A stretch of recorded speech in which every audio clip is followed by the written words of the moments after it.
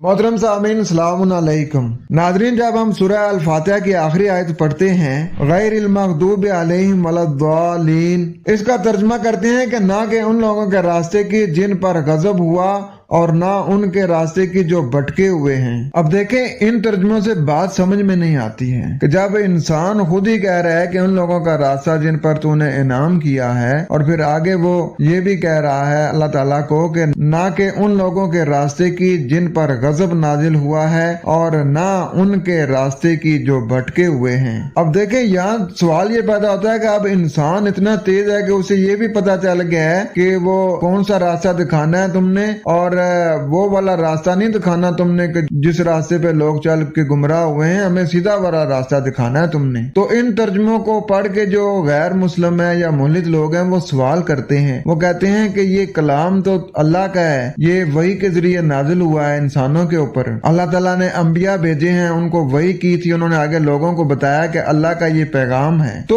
अल्लाह ताला किसको कह रहा है इस पैगाम में कि तू हमें वो वाला रास्ता दिखा? इसका मतलब है कि अल्लाह का भी कोई अल्लाह है ऊपर जिसको अल्लाह कह रहा है कि तू हमें हिदायत दे सीधे रास्ते की और गुमराहों की हिदायत ना दे हमें। और फिर वो दूसरा सवाल ये करते हैं कि ये अल्लाह ताला का जो कुरान है, जब ये लिखा जा रहा था तो क्या आप वहाँ पर मौजूद थे? क्या आपने अल्लाह को कहा कि अल्लाह ताला ये हमारे भी लफ्ज इसमें लिख दो कि हम तुमसे ये दुआ करते हैं कि तू हमें सीधा रास्ता दिखाई और हमें वो वाला रास्ता ना दिखाएंगे जिस पर चल कर लोग गुमराह हुए और भटक गए हैं। नाजरीन, इन तर्जुमों से बात वाज़िया नहीं होती, समझ में नहीं आती। नाजरीन, इसका सही तर्जुमा ये बनेगा जैसे आयत नंबर 6 में फरमाया ना कि सिरातल लज़ीना अनअमता अलैहिम, के रास्ते जिन पर मैंने नाम किया। तो आगे फरमाया जा रहा है गैरिल मग़दूबि अलैहिम वलद्दालीन, अलावा वो जो गजब वाला है और गुमराही वाला है। और वो कौन सा रास्ता है? वो अल्लाह ताला ने फरमा दिया कि वहदैनाहुन नजदैन, कि हमने तुम्हें दोनों रास्ते दिखा दिए,